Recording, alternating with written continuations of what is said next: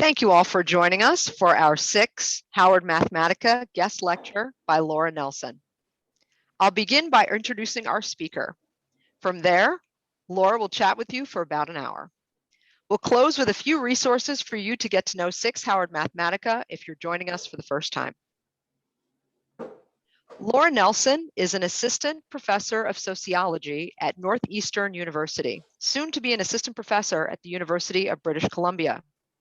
She received her Ph.D. in sociology from UC Berkeley and has been a postdoctoral fellow at Northwestern University and UC Berkeley Data Science and Digital Humanities.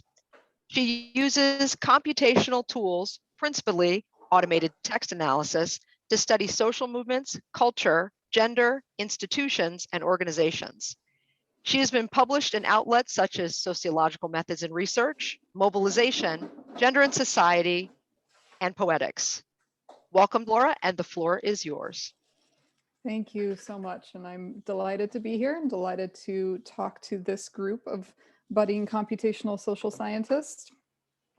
So I am going to talk about my substantive research on intersectionality, but I also want to make some broader meta points about methods, as this is a methods workshop that you all are attending. So I'm going to make kind of this dual talk here about methods and the substantive aspect here.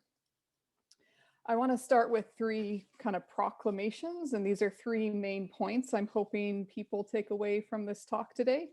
One is that interaction effects are not the same as intersectionality. If we want to study intersectionality, we need to do much more than interaction effects in regression analysis.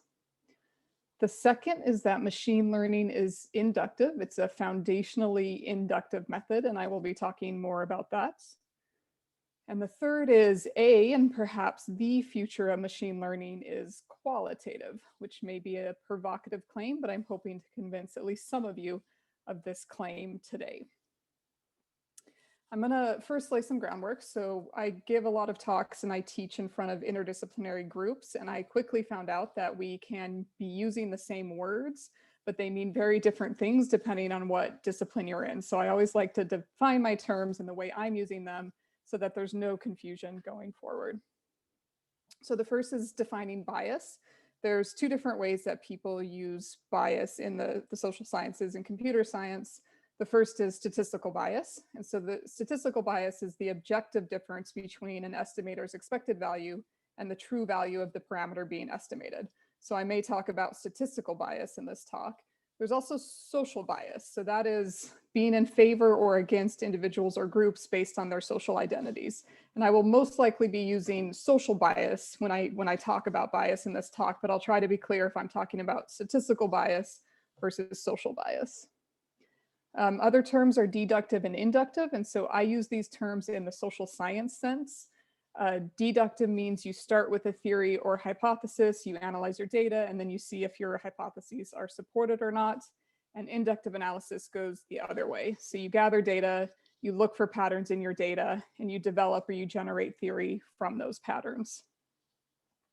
I'm also going to talk a lot about intersectionality, which means a lot of different things to different groups and disciplines. For me, intersectionality is a theoretical framework for understanding how social identities and categories combine with each other and interact with systems of social, cultural, economic, and political power to create distinct and unequal lived experiences. And I did this in multiple parts to emphasize the different aspects of intersectionality, all of which are important to the way I'm using it here today. So I treat intersectionality as a research paradigm with 5 kind of interrelated parts. Identities and institutions are relational. Identity is an embedded experience. Nested hierarchies are situationally specific. So there's no a priori hierarchy to different kind of institutions.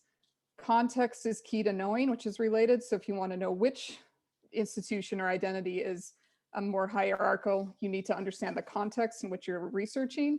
And then categories are mutually constitutive, they're not additive. So if you combine race and gender, it changes the meaning of both race and gender. And I'm going to talk some about statistics, specifically inferential statistics. So I want to take a little bit of time to talk about that paradigm and how it intersects with the current paradigm around machine learning and computational methods. So traditional inferential statistics, you assume a known relationship, a linear relationship between education and income, for example, and then you assess the fit on your data. And that way it's a mathematical approach. You present a theoretically mathematical relationship between variables. It's very rigid. You assess the model based on statistical significance. That all important p-value is at more or less than 0.05. And what's great about this method is it produces interpretable parameters. So you get that beta coefficient, which is a really nice way to explain the exact relationship between two variables, for example, education and income. Inferential statistics became kind of the dominant paradigm in the quantitative social sciences in the 1960s and 1970s and has largely continued that way. As soon as it became the dominant paradigm, it was heavily critiqued by many people. So C. Wright Mills, of course, critiqued the empiricism of these methods. Andy Abbott talks about how we don't live in a generalized linear reality, but also feminist theorists and critical race theorists were very critical of this inferential statistics paradigm. And I want to go through just a few of the criticisms leveraged at this paradigm from those groups of scholars. So one of the criticisms is the inferential statistics can't incorporate categorical complexity. So that it can't incorporate, for example, intra-categorical complexity. So groups of people who don't fit in the standard categories often get dropped out of the analysis, or they're not included at all in the conceptualization of the program. So it can't incorporate intra-categorical complexity. There's also intercategorical complexity. So each one of us is made up of a complex intersecting social categories. Some categories may be more or less important in different situations, but the inferential statistics paradigm kind of flattens that out into these discrete variables in a way that doesn't really honor the complexity of individual categories. The third is anti-categorical complexity. So this is the Emerald Elysium. It is part plant and part animal. It has a brain, it moves around, but it also uses photosynthesis to create energy. So the idea is that there are some categories that we haven't even thought of before that might be really important to social situations, but don't get included in the analysis because we don't put them in the analysis before we actually do them. The fourth isn't about categories, but it's about processes. So the idea from a lot of feminist and critical race scholars was that to understand the social world, and specifically how inequality is perpetuated in the social world, we need to understand everyday interactions, everyday processes, and that's really what's going to help us understand the social world. The statistical methods often don't get at these everyday processes, therefore it's not really capturing the meaningful categories, the meaningful interactions that perpetuate inequality in the social world. So we're not capturing the correct or the important processes when we treat the world in these discrete variables that's necessary for inferential statistics. So into this, we have the inferential statistics paradigm, we have the critiques of it, and now we're entering into a new research paradigm, which is machine learning, artificial intelligence, computational methods, etc. So I define machine learning as the algorithms and statistical models that computer systems use to perform a specific task without using explicit instructions, relying on patterns and inference instead. And what's really exciting to me and a lot of feminist scholars, a lot of critical race scholars, is that the machine learning paradigm combined with the kind of explosion of access to data that we're seeing this day really tackles or really answers a lot of the critiques that were leveraged at the inferential statistics paradigm. So of course we have more data, so we can just get more data on more categories of people, which allows us to analyze this intercategorical complexity in ways we couldn't previously do when we had a lack of data. We have very high dimensional data, sometimes hundreds, thousands, even millions of dimensions. So we could get at intra-categorical complexity in a much more kind of rich way than we could before. We can, of course, use unsupervised machine learning methods to allow categories to emerge from the data. So even if we hadn't considered the categories before, we can potentially see new categories in our data that are important to a social situation. And the type of data we have access to is really quite different than what we previously had access to. So people share everything, interactions are captured, we have all sorts of data gathering processes that are more or less ethical, but it really gives us an access to parts of the social world, like relationships between people, everyday relationships that we didn't have access to before. and we can analyze those in new ways. So this is a really exciting moment, I think, for people who do this type of research to be able to leverage these new methods, new data to analyze the world in the way we've always wanted to, but have been constrained by the methods available to us in the past. So now there's this kind of moment where social scientists are trying to figure out how do we combine these new methods in machine learning and neural networks into what we typically have been doing in the social sciences. So how do we incorporate these methods into our sociological or social science paradigms? So one way people have tried to do this is to say, well, machine learning is just like inferential statistics. It just does it bigger, it does it better, it does it with more data. And that has caused some problems. And people have really struggled to try to figure out how to merge machine learning into this traditional inferential statistics paradigm. In many ways, in most ways, in my eyes, machine learning is in fact the exact opposite. It makes the exact opposite assumptions compared to inferential statistics. So we assume unknown relationships, right? It's a machine learning algorithm, and you fit the data. So you feed data into it, and it allows patterns to emerge from the data. In that sense, it's empirical and not mathematical. It's very elastic. The idea is if you add more data, you'll get new and hopefully better results. And then you evaluate these models based on generalizability. If you apply them to a different unseen data, is it going to work on that data? And that scares some inferential statistics people. And the problem with it is the parameters it outputs are typically black box, or they're just used for prediction. And that is not what we're accustomed to when we see these nice regression analyses with the nice beta coefficient. So these last two things, the lack of statistical significance and the lack of interpretable parameters, has really caused problems for people trying to use machine learning to augment the traditional inferential statistics paradigm. Now, one of the reasons, and maybe perhaps the main reason for this inability to merge these two paradigms, is that inferential statistics is a foundationally deductive method. It can be used in inductive ways, but if you look at its mathematical basis, it's a deductive method.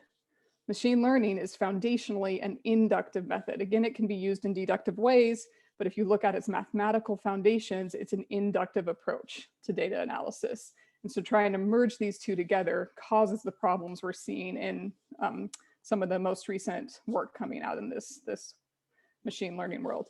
And I want to emphasize here that I don't just mean unsupervised machine learning. My claim is much stronger. Even supervised machine learning is a foundationally inductive method.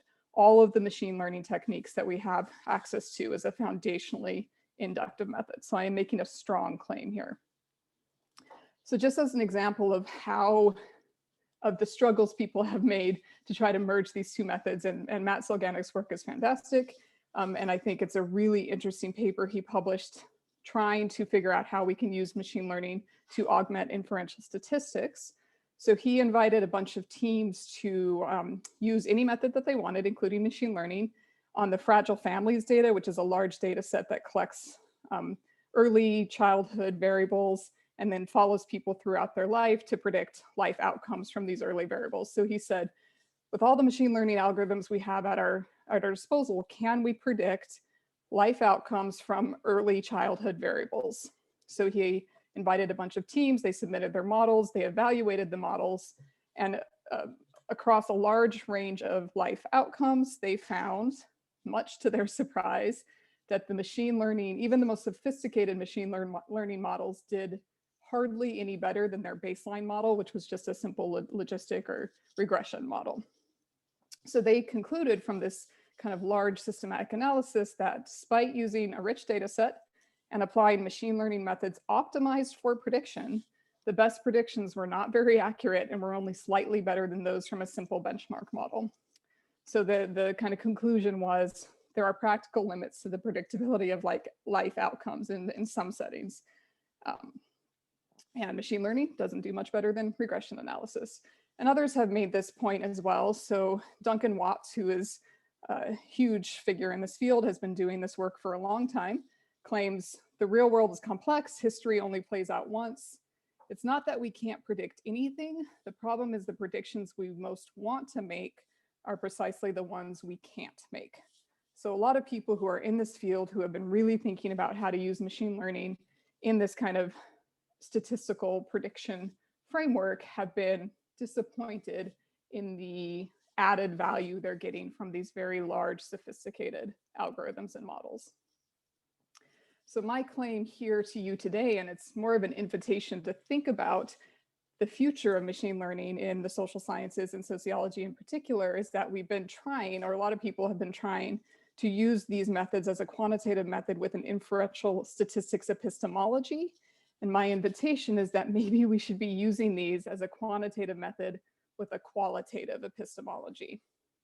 And I'm going to spend the rest of the talk talking about what that means. So my claim here is that we can get much more out of these methods. We can get more value added to our analyses if we bring in this qualitative epistemology to the way we are using machine learning. So I'll talk next about my empirical case, which is the 19th century US South, and specifically looking at intersectionality in the 19th century US South. So this picture is a little unfair. It's neither the 19th century nor the US South. It's actually taken in 1913 in Chicago, but it kind of illustrates the point about the long 19th century in the US, which is it was profoundly, profoundly intersectional. Black women did not experience this century the same way that white women did. They did not experience this century the same way that Black men did. So if you want to understand intersectionality and explore it and see how these new methods might be able to allow us access to intersectionality, this is a really nice century. Nice as in it's a century to explore that really kind of augments these intersectional issues here. And we also know a lot about it. Historians have done a lot of work researching and thinking about how intersectionality plays out in specifically the pre-Civil War era, so how slavery impacted Black women and Black men differently, and how white men and white women experienced the South differently, and through Reconstruction as well. So we have a really nice base of knowledge about it so that we can think about how machine learning can augment it, that can provide a different lens, and how it can help us think differently about this period that we know so much about. So the corpus I'm using, or the data I'm using, are first-person narratives that were collected and stored at Documenting the American South at the University of North Carolina. So it's a diverse collection of these first-person narratives. It was all written by people who experienced the South, and they were writing about their direct experiences of the American South during this period. So it's a nice primary corpus to look at these issues. The total number of, these are book length kind of novels or accounts here, is 414. So 41 were written by white women, 89 by white men, 48 by Black women, and 243 by Black men or about Black persons. And I can talk about in the Q&A when I meet you all, I can talk about why I made that decision. So that's the breakdown of the texts that are in this corpus that I'm going to use to try to explore intersectional experiences in the American South. And the method that I use are word embeddings, or word embedded models. So most of you will probably at least have some experience with word embeddings here, but I'll briefly go through the intuition behind them. So the intuition behind word embeddings is if we're comparing, for example, two texts, we can look at the frequency of words. So the text on the left is Marx and Engels' Communist Manifesto. The text on the right is Machiavelli's The Prince. So we can see right off the bat that Marx and Engels use the word working much more frequently than Machiavelli did. But it's also not just the frequency of the word's use, it's the context in which it is used. So Marx and Engels also use the word working in a different context than Machiavelli. And we know that by looking at the words that occur around the word working. So the intuition of word embeddings is that you look at a word in the context of all of the other words that occur before and after that word. You turn them into vectors, and that gives you a different lens into the way words are used in a corpus. It's done through prediction. So you train a word embedding models based on prediction. So if you were to give the algorithm the phrase the sociological imagination, if you're using the skipgram model, you give it the and imagination, and it sees if it can predict that intervening word sociological, or you can use the continuous bag of words model, where you give it the word sociological and it predicts the and imagination based on how these words are used in a big corpus. So that's how it kind of fine tunes the model as it trains a model on a corpus like that. That's just brief intuition. So this is one result from one of the early word embedding models trained on Google Books. You can read these as analogies. Women are to sewing as men are to carpentry, women are to nurse as men are to surgeon, and so on. So computer scientists trained this large word embedding model and immediately started to panic a little bit and said, oh my gosh, there's a lot of cultural and social biases captured in this model. And if we're going to use these models in systems, for example, resume recommendation systems, we can't have these social biases being propagated through these models. So the solution was we need to debias these models, make sure they don't get entered into systems. Social scientists and humanists said, wait a minute, this is fantastic. We can use these models to reveal intersecting systems of power in really powerful ways. It really lays bare how language itself encodes social and cultural biases. And this is a really amazing way to be able to understand these and how they maybe change over time. So today, and in the research I'm presenting today, I want to push this one step forward and say, if we use these on first-person narratives, which is what my corpus is, we can reveal the lived experiences under intersecting systems of cultural power. So how are people actually recounting their experiences, and what types of social and cultural biases are captured or conveyed there? So I use word embedding models on first-person narratives to try to capture these intersectional lived experiences, which is an important part of the definition of intersectionality for me. So this is kind of a long block of text here, but this is important. So I'm using word embeddings to operationalize intersectionality by mapping 4 combined social identities, Black and white men and women, and 4 social institutions, the polity, the economy, culture, and the domestic, to produce 4 visualizations showing the specific and relational position of each identity as they are embedded within social institutions and as they are conveyed in the context of largely pro-abolitionist narratives from the 19th century US South. So I kind of belabor this a little bit to show that I'm trying to use these methods to stay true to the definition of intersectionality. It's social identities embedded within social institutions. You can't separate those. I mean, they need to be relational and contextual. So I'm trying to capture the way I am using intersectionality with these methods. And the social institutions, the polity, the economy, culture, and the domestic come from kind of classic sociological theory about how power is organized in society. Of course, these aren't the only ones. We could use many more, but this is just showing one of the ways we can operationalize intersectionality using this data. So the way that I captured social identities is through vector addition, which is a nice feature of word embeddings. So to capture the 4 social identities, I added synonym pairs. So women plus Black, women plus colored, women plus Afro-American, and then divided by the number of synonym pairs. So I'm taking averages, which is the best practices in word embeddings. It just protects against the idiosyncrasy of vectors that happens in text. So I did that for all 4 social categories. So this creates this large high dimensional space where every word in the high dimensional space is related to every other word. The intuition, of course, is that words that are similar to each other will have a high cosine similarity score, the angular distance between 2 vectors. And those words, if they're similar to one another, they will tend to be used in similar context. And that's how we can measure the relational distance between words. So to the words in my corpus, I added these 4 social identities. So for example, the cosine similarity between white women and dainty is 0.52. Between Black women, Black men and dainty, it's 0.25. So this suggests that dainty is more often used in the context of white women than it is in the context of Black men. So that's what we're dealing with here. And I calculated the cosine similarity between my 4 social identities and all of the words in my corpus. To operationalize the 4 institutions, I used a slightly different but similar approach. I just took the 50 words with the highest cosine similarity to polity, economy, culture, and the domestic as shown here. And that becomes the kind of institutional background or backdrop that I'm embedding the social identities within. So this is just a sample of the words with the highest cosine similarity to these 4 social institutions.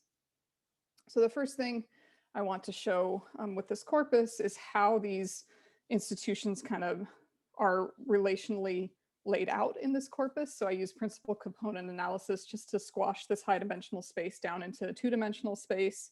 So you can see these four social institutions here. And just looking at the axes very briefly, on the right side, we see practical concerns like earnings, dues, chores, milking, ironing. On the left side, we see more aspirational concerns like commonwealth, civilized, respectability. And on the bottom, we see individual concerns. So individual aspirational concerns are things like erudition, respectability, and practical concerns are again ironing, chores. And then on the top, we see the collectives. So the collective aspiration is commonwealth, national states. The collective practical are things like debt, sum, pay debts, etc. So that's how these four institutions are kind of laid out in this specific corpus. The next slide is going to show a lot, but I'm embedding the social identities within this space in four separate scatter plots. And I do this kind of complex visualization because I want to stay true to the definition of intersectionality, which embeds these social identities in these social institutions. So here is four scatter plots embedding the social identities in relationship to these social institutions. So the bottom on the left is the similarity between the four social identities and the culture vector compared to the economy and the polity, the bottom and the top. And on the right, it's the domestic compared to the economy on the bottom and the polity on the top. I'll go through how you should interpret this, but we see here that the culture vector distinguishes by race. So white women and white men are much closer to the culture vector compared to Black women and Black men. On the right here, we see that domestic vector distinguishes by gender. This is not particularly surprising. Black women and white women are closer to the domestic vector compared to white men and Black men. We see the economy dimension has an interesting intersectional dynamic, which I'm going to talk about. What these visualizations show is how the clusters of identities here based on race and gender change and get closer and further from one another depending on the institutions they're embedded within. So it's this kind of contextual relational way of understanding social identities in the context of these institutions here. And this graph shows the exact same relationship, just in a more statistical way. So I did a bootstrapping method where I created 95% confidence intervals around these differences in means of cosine similarity by training 40 different models on the same corpus, but taking a random sample of sentences. So it's just creating kind of 40 fictive models and then creating a 95% confidence interval around it. So if you want the confidence interval, you can get it here. So for example, we see that Black women and white women are statistically significantly closer to the domestic vector compared to Black men and white men. So same relationships that I showed in the previous one. We see that culture distinguishes by race and it's statistically significant. We see that the economy, both Black women and Black men are closer to the economy compared to white women and white men, which I will talk about next. So this just shows that these relationships are indeed statistically significant if you want to go in that kind of direction there. And I'm happy to talk about more about how I created these confidence intervals here. All right, so I want to get back to the text. What does this mean in the text? How does this present in the text itself, this kind of relationship between domestic culture and the economy in the text? So I want to first start off by talking about culture. Culture in the way that it's operationalized here, which largely allowed white identities and not Black identities in this particular corpus. So words like gentility, refinement, intellect were very important ways that Southern people described white people in this time. And it was largely not allowed to be used to describe Black people in this time. So for example, here, this is written by a white woman. She was in Washington during the Civil War when the Southern people were kicked out of Washington. And she said, all the refinement, all the intellect, which once constituted the charm of Washington society, has departed with my brethren of the South, my white brethren of the South. We have a white man here describing his wife. She's erudite without pedantry, charitable without parade, soft of speech, but duly assertive, stickler for the social proprieties, but void of prudery, ever genial, but never frivolous. So this is, you see this all over this corpus. White people describing other white people are using these kind of individual cultural words to describe each other. And it's a very important way of distinguishing status in the society. We see a very different way of using these words and accessing these words from Black men and Black women who were writing in this time. So in some sense, enslaved people knew they weren't allowed access to genteel society. They looked to the house servant as a pattern of politeness and gentility. It was often the only method of obtaining knowledge of the matter of what is called genteel society. So they were literally kept away from it. But there were a lot of cultural words used to describe Black men and Black women, but they were a very different type of cultural words. So here is a narrative written by a Black man. So great strides made by the Negro in these first 50 years has opened his eyes to the possibilities of advancement and convinced him that merit can and will compel its reward. They have taught him self-reliance and a desire for teamwork. They have taught him thrift. They have given lessons in integrity and high moral purpose.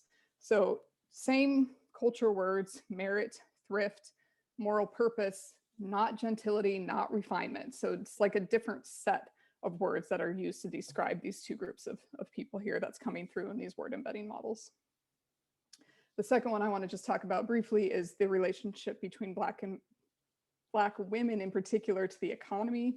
So of course, white women were relegated to the domestic sphere, and Black women, they had to work. They were either compelled to work when they were enslaved, or they had to work after the Civil War to support themselves. So they were never allowed to be relegated to the domestic sphere in the way that white women were. We know this. So here's just an example of how economy words were used to describe the experiences of Black women. At the time of her death, this is a Black woman, she had acquired by her industry and care more than $400, the whole of which, etc., left by will to charitable purposes. And this is one written by Sojourner Truth, actually. I thought I would work and put some money in a savings bank. My industry, she reflects on her ability to make money. My industry had doubtless kept some poor wretches from paying work. I felt it and I said, Lord, I will give all back that ever I had taken away. So this description that happens over and over again in this corpus of Black women either describing themselves or other Black women saying, it's my ability to make money that gives me kind of my worth in society. And that's very different than the way that white women were described or described themselves. They used words like industry for white women as well, but it was always in relationship to the home. So her industry, her management, her executive ability in caring for and carrying on her household affairs are still wonderful memories. This is written about a white mother. So it's if you were industrious as a white woman, it's because you could take care of your household. If you were industrious as a Black woman, it's because you could make money. So again, this is not surprising. This is something we already knew, but it just shows how word embedding models can distinguish between the way these words are used to describe the experiences of people who are living in the same century, living through the same experiences, but they're described in very different terms. So, all right, culture, domestic, the economy, yeah, we know this. So I wanted to look at one other relationship that's a little bit more complex, and that is the relationship to authority. So one of the big fears, of course, in the pre-Civil War era was slave rebellions. In some areas, enslaved people outnumbered the white population and certainly outstrengthened them in many ways. So there was this perpetual fear that if there was a slave rebellion, that would be a major issue for the white society. And so there are a couple theories about how authority was dealt with during this era. And one theory is that white women had real actual authority over Black and white men. They could do anything they wanted to Black and white men, and they could dictate what was happening in their lives. Another theory is that Black men were afforded at least discursive authority, specifically over families and Black women, in order to both uphold traditional gender schemas, but also to provide them a measure of worth so that they wouldn't rebel as much against their enslavers.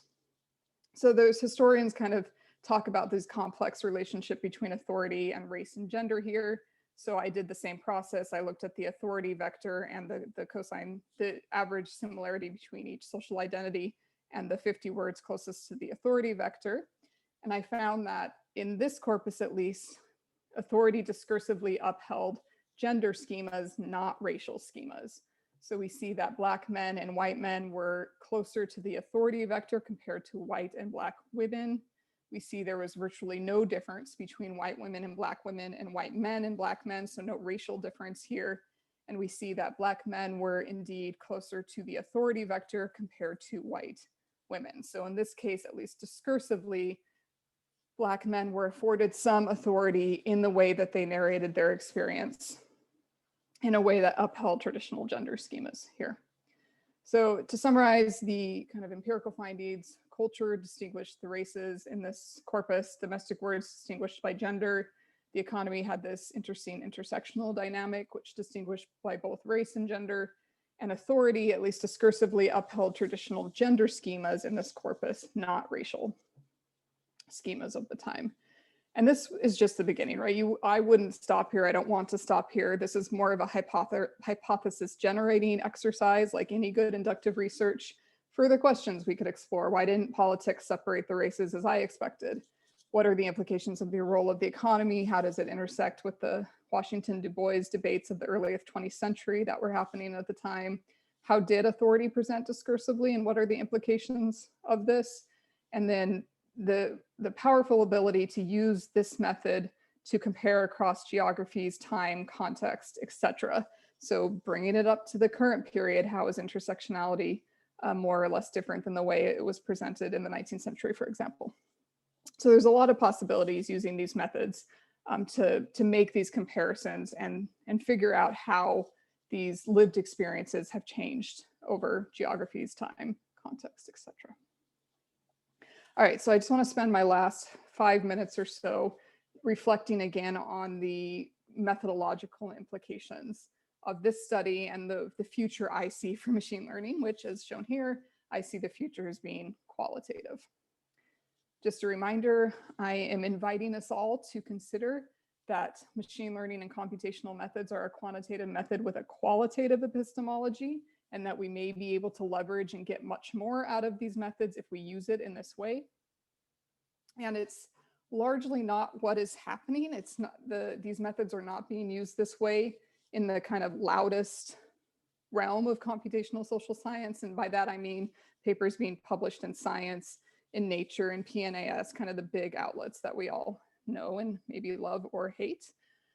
So this is just an example. I love this paper. It's a great paper. It's just indicative of the way machine learning is being used in a lot of computational social science. So the title of this paper is "The Nearly Universal Link Between the Age of Past Knowledge and Tomorrow's Breakthroughs in Science and Technology, the Hotspot."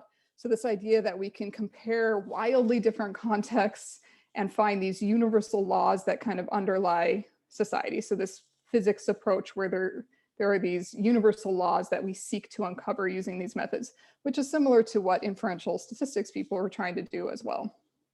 And we see lots of examples of this. So diurnal and seasonal mood vary with work, sleep, and day length across diverse cultures. Again, trying to find these universal patterns that don't depend on context. Another one here, hot streaks in artistic, cultural, and scientific careers, comparing these wildly different fields and subjects and saying, hey, there are these kind of patterns that occur through all of these different fields here. This, I think, we're replicating the same issues and problems that we were doing using inferential statistics.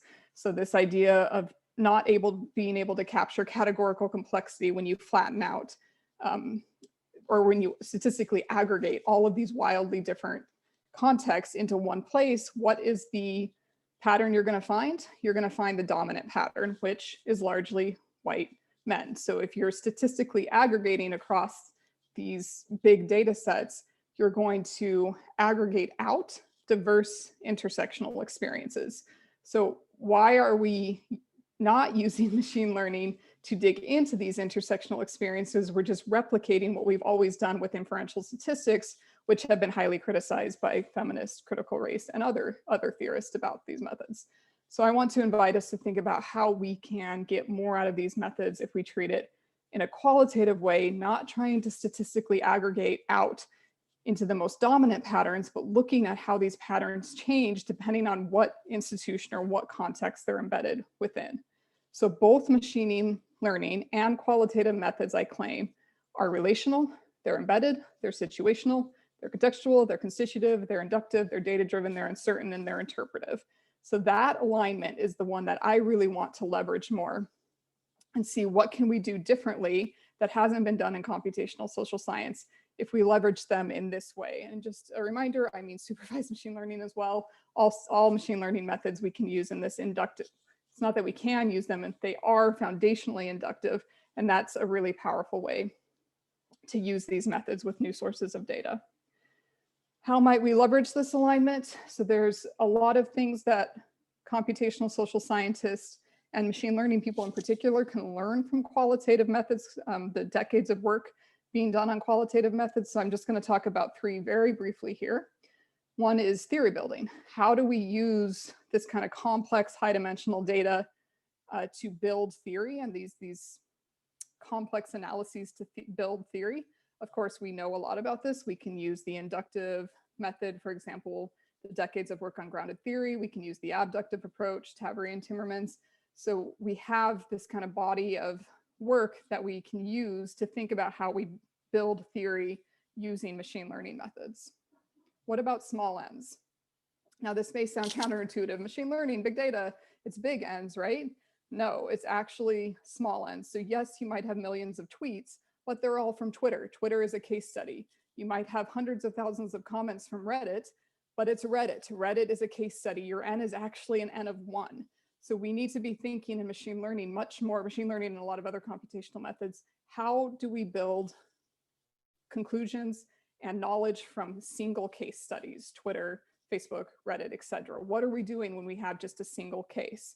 And of course, we have a lot of huge body of research from qualitative studies that suggest how we can use case study methods. So the extended case study method from Buravoy, odious comparisons from Steinmetz. What can you do with a single case, which is a new paper in sociological methods and research from Piesewicz. Exceptional cases from Urikoff. So we can use the knowledge built up in qualitative methods to think about what to do with case studies, small n's, which counterintuitively is what we're doing a lot with computational methods. And then analytic lenses. So when qualitative researchers, when they start on an interview project or a participant observation or an ethnography, they understand that they need to be very clear on the lenses they're using. What are they trying to understand? We have to do the same thing when we're using computational methods and machine learning. For example, what is your level of explanation? Are you looking at the micro individual behavior? Are you looking at the meso? How does this particular platform influence behavior? Are you looking at the macro? You're making national comparisons or global comparisons. What is your subjective explanation? Is it people, places, or mechanisms? What is your location of explanation? Are you looking at durable dispositions? Or are you looking at how situations influence behavior? So going into your study, any kind of computational study you're doing, be clear about these analytic lenses, and your ability to interpret the patterns that are coming out of your data is going to be much more productive, and your ability to kind of build knowledge and theory will be much more productive if we can use the tools and the techniques that were developed through qualitative research here. So that's what I mean by the alignment between machine learning and qualitative methods. And that's what I mean when I say the future of machine learning is qualitative. That's what I got. I'll leave you with the Emerald Elysium, and I look forward to the Q&A and the discussions we will have when I join you in virtually and in person. And I will pass it back. Thank you so much for joining us, Laura. I know our participants and I are looking forward to live Q&A and office hours with you in June at SICSS-Howard Mathematica. Thank you all also for watching. For more information on SICSS-Howard Mathematica, visit our website, follow us on social media, and join our email list. Thank you so much. Thank you.